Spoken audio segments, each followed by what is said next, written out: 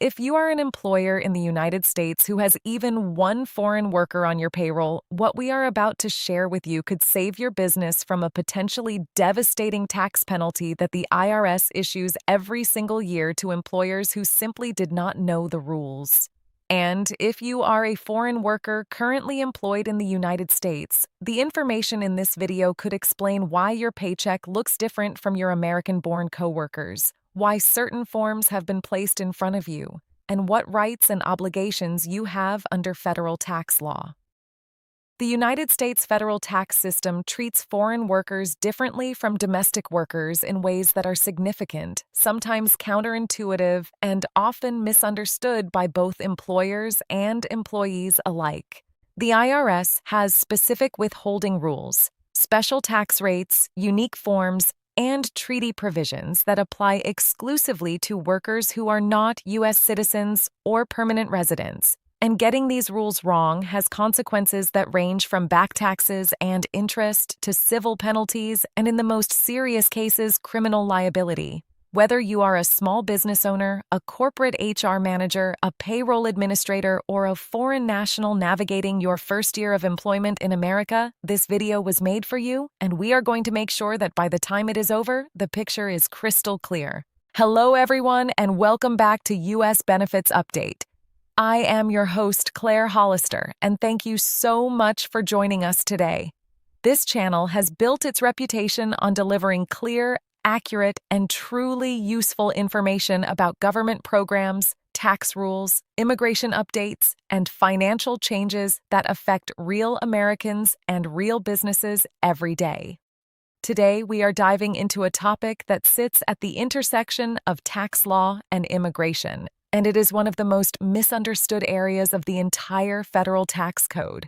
We are talking about the special withholding rules that apply when American employers hire foreign workers, and we are going to cover this topic from every angle: the employer side, the employee side, the practical compliance side, and the consequences side, so that no matter who you are or where you are in the process, you walk away from this video knowing exactly what the law requires and exactly what you need to do to stay on the right side of it. This is important stuff, so please stay with us all the way through.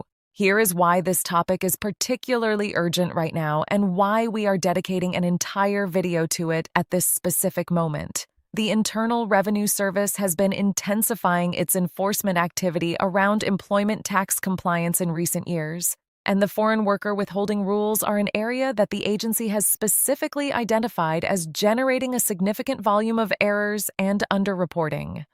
The IRS has increased its audit activity targeting employers in industries with high concentrations of foreign workers, including technology, healthcare, agriculture, hospitality, construction, and academia. And it has been issuing notices and assessments to employers who have failed to properly apply the special withholding rules that federal law requires. At the same time, the landscape of tax treaties between the United States and other countries has continued to evolve, with updated guidance and interpretations affecting how employers are supposed to handle withholding for workers from specific countries. The IRS has also updated its internal guidance documents and publications related to the taxation of foreign nationals, including Publication 515 on withholding of tax on non-resident aliens and foreign entities, which is the key reference document for employers navigating these rules. For employers who have been relying on outdated practices or who set up their payroll procedures years ago without revisiting whether the rules have changed, the current enforcement climate represents a genuine risk that needs to be addressed proactively rather than reactively.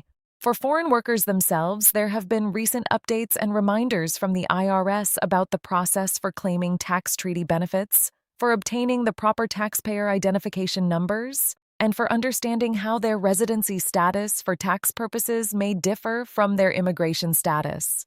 These are not academic distinctions. They have real dollar consequences for every paycheck and every tax return, and understanding them is essential for foreign workers who want to make sure they are neither overpaying nor underpaying their U.S. tax obligations. To understand why these special rules exist and why they are as complex as they are, we need to step back and look at the underlying principles of how the United States taxes income and why foreign workers are treated differently under that system. The United States taxes individuals based on their status as either a resident alien or a non-resident alien for federal income tax purposes, and this distinction is determined through a set of rules that are separate from and sometimes very different from a person's immigration status. This is a critically important point that many people do not understand, and it is the source of a great deal of confusion for both employers and employees. A person can be a legal permanent resident for immigration purposes but still be classified differently for tax purposes in certain circumstances. And conversely, a person on a temporary work visa can meet the criteria to be treated as a resident for tax purposes. The tax residency determination is based primarily on two tests. The first is the green card test, which says that if you are a lawful permanent resident of the United States, meaning you hold a green card, you are automatically a resident alien for tax purposes and are taxed essentially the same as a U.S. citizen on your worldwide income. The second is the substantial presence test, which says that even if you do not have a green card, you may be treated as a resident alien for tax purposes if you have been present in the United States for a sufficient number of days over the current and preceding 2 calendar years. The substantial presence test uses a specific formula. You are considered to meet the test if you were present in the United States for at least 31 days during the current calendar year, and if the sum of your days of presence calculated using a weighted formula equals at least 183 days. The weighted formula counts all days of presence in the current year, 1/3 of the days in the first preceding year, and 1/6 of the days in the second preceding year. If you meet both parts of this test, you are a resident alien for tax purposes for that year, even if you are in the country on a temporary visa. This can significantly affect how you are taxed and how your employer is required to withhold taxes from your pay. The reason these distinctions matter so much for employers is that resident aliens are taxed in essentially the same way as U.S. citizens, meaning they are subject to the regular income tax withholding system using Form W-4, they pay FICA taxes which cover Social Security and Medicare, and they file a standard Form 1040 federal income tax return. Non-resident aliens, on the other hand, are only taxed on income that is effectively connected with a U.S. trade or business and on certain types of U.S. source income, and they are subject to different withholding rules, different tax rates in some cases, and they file a Form 1040-NR rather than the standard Form 1040. Employers who apply the standard domestic withholding rules to a worker who should be classified as a non-resident alien or who apply non-resident alien rules to someone who should be treated as a resident alien are making an error that can result in either under-withholding or over-withholding, and either mistake creates problems. The history of these rules goes back decades and reflects the United States' position as both a major destination for foreign workers and a signatory to dozens of bilateral tax treaties with countries around the world. The U.S. has income tax treaties with more than 60 countries, and those treaties can significantly modify the tax treatment of workers from those countries in ways that override the default rules of the Internal Revenue Code. Understanding which treaties exist, which provisions of those treaties apply to which types of income, and how to properly implement those treaty provisions in a payroll context is one of the most technically demanding aspects of employment tax compliance, and it is an area where errors are extremely common. Let us now talk specifically about who is affected by these special withholding rules and what the rules require of each party involved. We are going to address this from both the employer perspective and the worker perspective, because both parties have obligations and both parties can face consequences if the rules are not followed correctly. On the employer side, any U.S. employer that employs foreign nationals is potentially subject to the special withholding rules. This includes businesses of all sizes, from sole proprietorships to multinational corporations, as well as nonprofit organizations, universities, hospitals, government agencies, and any other entity that pays wages or other compensation to individuals who are not U.S. citizens or green card holders. The size of the business does not determine whether the rules apply. What matters is the tax residency status of the worker and the nature of the income being paid. A small restaurant that employs a worker on a temporary work visa and a major technology company that sponsors hundreds of H-1B workers are both subject to these rules and both face the same consequences for non-compliance. For employers, the most important initial obligation is to correctly determine the tax residency status of each foreign worker. This requires gathering information from the worker, including documentation of their immigration status, the duration of their presence in the United States, and their country of tax residency, as well as any tax treaty claims they may wish to make. The proper form for this information gathering is Form W-8-BEN for individual foreign workers claiming non-resident alien status, or Form 8233 for workers claiming an exemption or reduced withholding under a tax treaty. Employers cannot simply take a worker's word for their status. They need to collect and retain the appropriate documentation, and they need to have a process for reviewing and updating that documentation as a worker's status changes over time. For non-resident alien employees, employers face a specific complication in the withholding calculation process. Non-resident aliens who are paid wages are subject to income tax withholding under a special set of rules that requires them to be treated as single with zero withholding allowances for purposes of the withholding calculation, regardless of their actual marital status or number of dependents, unless they qualify for specific exceptions. Additionally, an additional amount must be added to their wages for purposes of calculating withholding, an amount that was set at $9,600 on an annualized basis as of the most recent IRS tables, which is then used to arrive at the appropriate withholding amount. This special calculation is designed to ensure that the withholding properly accounts for the fact that non-resident aliens do not have access to the same standard deduction as resident aliens and citizens. The Social Security and Medicare tax situation for foreign workers is another area of significant complexity. Whether FICA taxes apply to a foreign worker depends on both their visa category and their tax residency status. F1 and J1 visa holders, for example, are generally exempt from FICA taxes during the period when they are considered non-resident aliens under the tax rules, which typically covers the first 5 years of their presence in the United States for F1 students and the first 2 years for J1 exchange visitors. H-1B, L-1, O-1, and other employment-based visa holders who are considered non-resident aliens are generally subject to FICA taxes on their wages, as are most resident aliens regardless of visa category. Getting the FICA treatment wrong is one of the most common payroll errors involving foreign workers, and it can result in both the employer and the worker owing back taxes, penalties, and interest. One of the most valuable and most frequently mishandled aspects of the foreign worker tax rules is the system of tax treaty benefits. The United States has income tax treaties with many countries around the world, and these treaties often provide for reduced tax rates or complete exemptions from U.S. tax on certain types of income for residents of those treaty countries.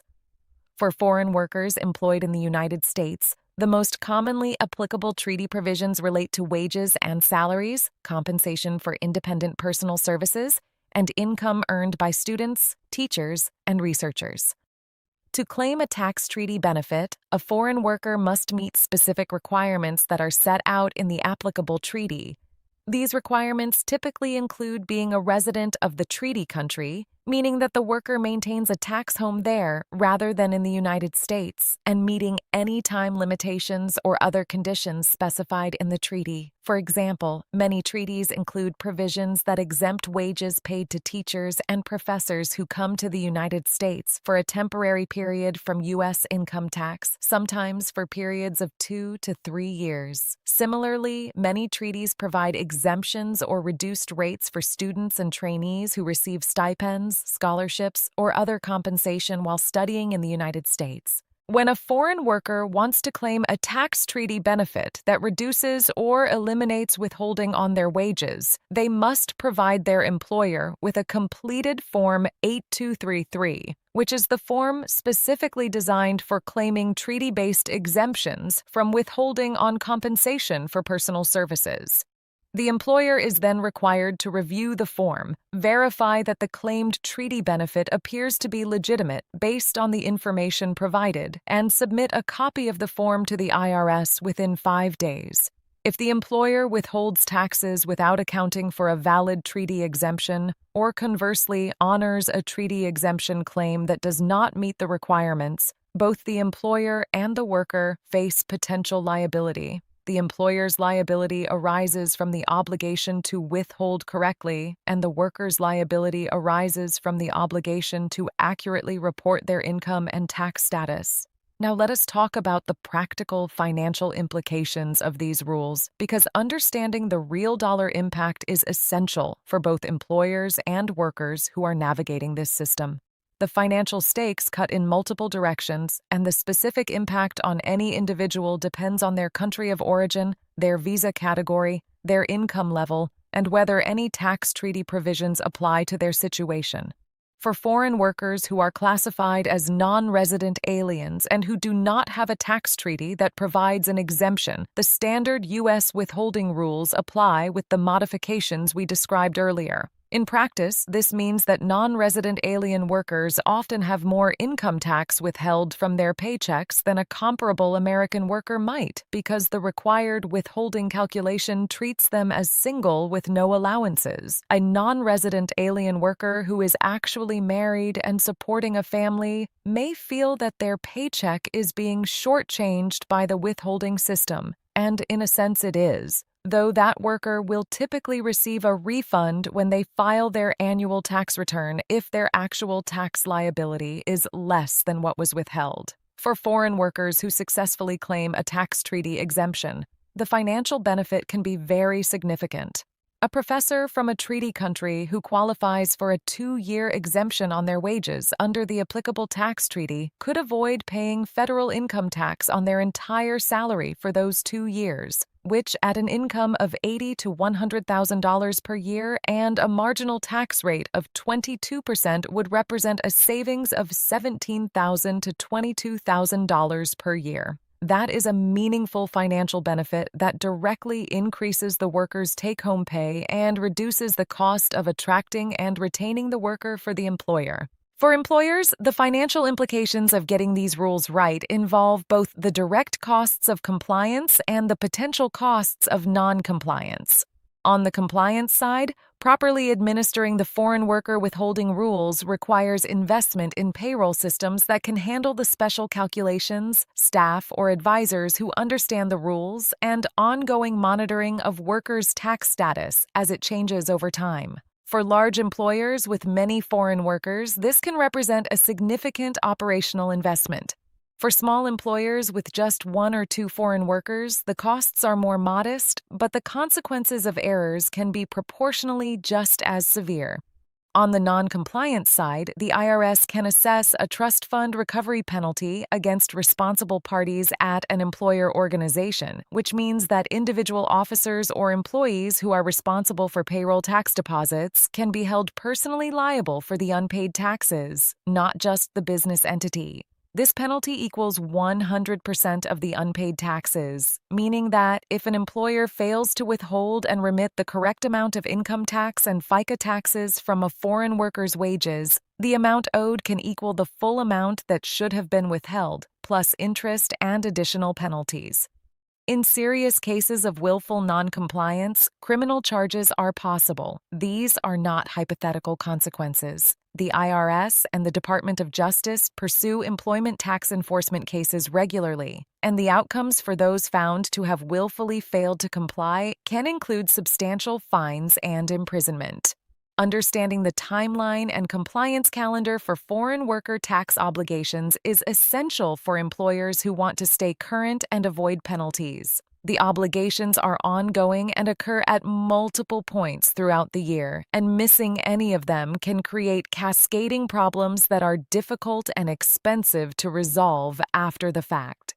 The first timeline obligation for any employer who hires a new foreign worker is to collect the appropriate documentation at the time of hire. For workers claiming non-resident alien status, this means obtaining a completed Form W-8-BEN. For workers claiming a tax treaty exemption, this means obtaining a completed Form 8233 and filing a copy with the IRS within 5 days of receipt. These are not one-time obligations. Workers' tax residency status can change from year to year as they accumulate days of presence in the United States, and employers should review the status of each foreign worker at the beginning of each calendar year to determine whether anything has changed. A worker who was a non-resident alien in their first year of employment in the United States may have become a resident alien by their second or third year if they have been present for a sufficient number of days to meet the substantial presence test. On a payroll cycle basis, employers must apply the correct withholding calculations to each paycheck, taking into account the worker's current tax residency status, any applicable tax treaty exemptions, and the special calculation rules for non-resident aliens. Payroll tax deposits must be made on the regular federal deposit schedule, which depends on the employer's total payroll tax liability. For most employers, this means either semi-weekly or monthly deposits, with the specific schedule determined by the employer's look-back period liability. Errors in withholding that are discovered within a payroll period can generally be corrected in subsequent payroll cycles, but errors that persist over a longer period require more formal correction procedures. At the end of each calendar year, employers have specific reporting obligations for foreign workers. Wages paid to non-resident alien employees are reported on Form W-2, the same form used for domestic workers, with certain special codes and designations that indicate the worker's status. Payments made to foreign workers that are not wages, such as stipends, scholarship income that exceeds tuition costs, royalties, or dividends, are reported on Form 1042-S, which is an information return specifically designed for reporting U.S. source income paid to foreign persons.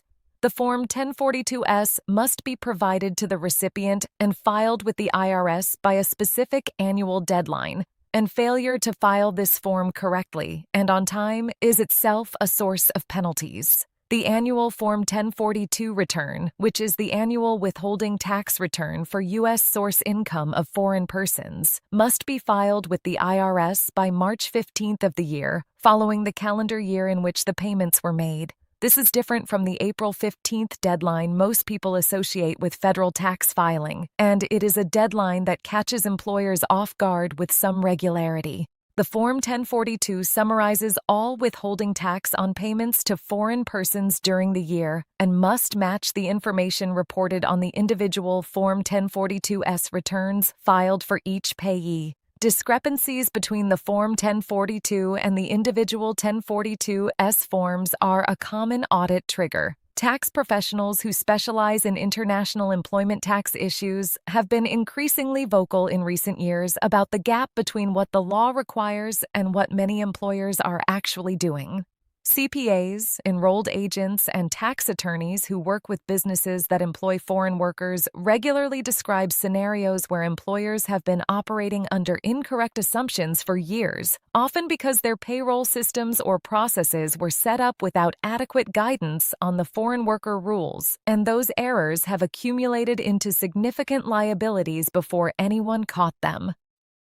Tax attorneys who represent employers in IRS audits and enforcement proceedings have noted that the trust fund recovery penalty, which we discussed earlier, is one of the most feared tools in the IRS enforcement arsenal precisely because it pierces the corporate veil and reaches individual people personally. When a business fails to properly withhold and remit employment taxes, it is not only the business that faces liability. The IRS can investigate which individuals within the organization were responsible for making payroll decisions and can assess the penalty personally against those individuals. In cases involving foreign worker withholding, where the mistakes can be significant and the period of non-compliance can stretch across multiple years, these personal assessments can be financially ruinous for the individuals involved. International tax economists and immigration policy analysts have pointed out that the complexity of the U.S. tax system as it applies to foreign workers creates genuine efficiency losses and imposes real costs on both employers and workers that are not strictly necessary. The tax treaty network that the United States has developed over decades represents an attempt to reduce double taxation and facilitate the cross-border movement of workers and business activity. But the complexity of applying those treaties in a payroll context creates friction and compliance costs that fall disproportionately on smaller employers who cannot afford dedicated international tax specialists. Several analysts have advocated for simplification of the withholding rules, clearer guidance from the IRS, and better digital tools to help employers apply the rules correctly.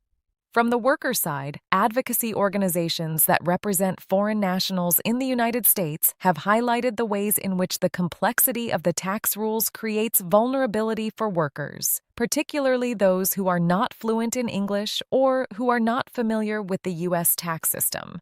Workers who do not understand why their withholding differs from their colleagues, who do not know how to claim treaty benefits they are entitled to, or who do not understand the difference between their immigration status and their tax residency status may end up overpaying taxes, underpaying taxes, or failing to file correctly, all of which can have negative consequences not just financially but potentially for their immigration status as well in cases where tax compliance is a relevant factor. Before we close out today's video, we want to hear from our audience. Are you an employer who has foreign workers on your payroll and has been uncertain about whether your withholding practices are correct? Are you a foreign worker who has questions about why your paycheck looks the way it does or how to claim a tax treaty benefit you may be entitled to? Drop your questions and your experiences in the comments section below. This is a community of informed and engaged people, and the conversation in our comments section is one of the most valuable resources we have to offer. Your question might be exactly what another viewer needed to have answered. If this video helped you understand the federal tax withholding rules for foreign workers more clearly, please take a moment right now to give it a thumbs up. It helps our channel reach more employers, workers, and HR professionals who need this information and who could be protecting themselves from significant liabilities by understanding these rules. Please share this video with anyone you know who is an employer with foreign workers on staff or who is a foreign national navigating the American tax system for the first time. This is the kind of information that can prevent a very expensive and very stressful mistake. And sharing it is one of the most genuinely helpful things you can do for someone in your professional or personal network. And if you have not already subscribed to U.S. Benefits Update, please subscribe right now and hit that notification bell so you never miss an important update on tax law, immigration changes, government benefits, and financial programs that affect your life and your business. We cover these topics with the depth and clarity that they deserve, and our commitment to every viewer is the same: real information, plain language, and content that is genuinely useful. I am Claire Hollister, and on behalf of everyone here at U.S. Benefits Update, thank you so much for spending your time with us today. We will see you in the very next video, and until then, stay informed, stay compliant, and stay ahead of the curve.